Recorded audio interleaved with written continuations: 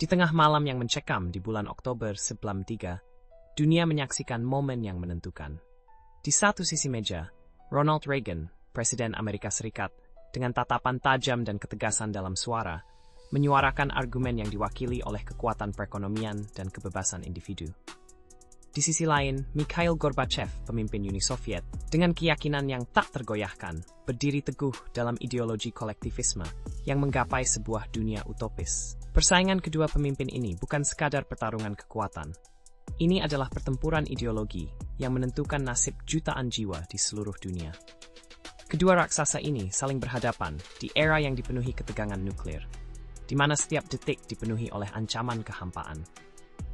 Di balik senyum diplomatik, terdapat ketidakpastian yang melingkupi dan derita dari warga yang terperangkap dalam rentang ideologi yang saling bertentangan. Perang dingin bukan sekadar gejolak politik. Ia adalah gambaran dari ketakutan dan harapan, di mana satu langkah yang salah bisa memicu kiamat.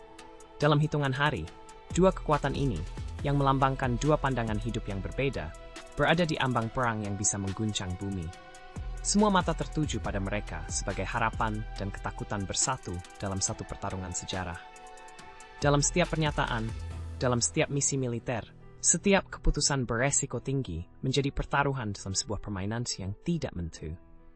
Siapa yang akan keluar sebagai pemenang di arena ideologi yang brutal ini? Di tengah gelombang ketegangan dan konflik yang mengubah wajah dunia, dua kekuatan besar, Uni Soviet dan Amerika Serikat, terlibat dalam pertempuran ideologis yang tidak hanya menentukan nasib negara mereka, tetapi juga menggemakan dampaknya hingga ke seluruh penjuru bumi. Ideologi menjadi senjata utama, membentuk aliansi, menyalakan pertempuran, dan menciptakan ketidakpastian yang membara. Era ketidakmampuan menjadi titik krusial, ketika masing-masing negara menonjolkan visi mereka tentang masa depan, yakni kapitalisme versus komunisme.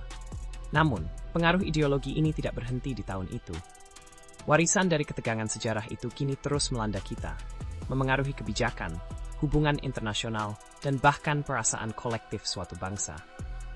Menggali kembali bagaimana ideologi ini membentuk dan mempertajam konflik, menjadi kunci untuk memahami tantangan yang kita hadapi saat ini. Ketika dunia bergerak menuju fase baru, penting untuk menjelajahi bagaimana semangat pertandingan ideologis ini terus mempengaruhi perkembangan global.